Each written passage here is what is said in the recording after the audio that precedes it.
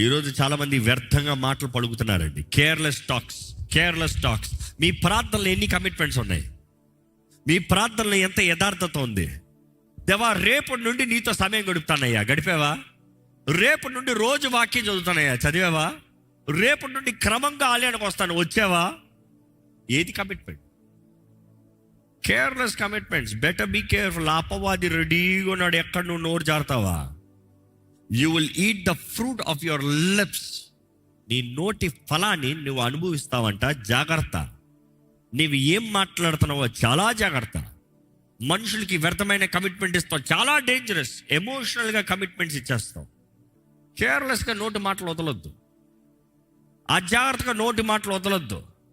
Careless living is bringing destruction upon you. అజాగ్రత్తగా నువ్వు బ్రతుకుతాను బట్టి నువ్వే కీడుని కొని తెచ్చుకుంటున్నావు. జాగ్రత్త. మీదకి ఆహ్వానించుకుంటున్నావు.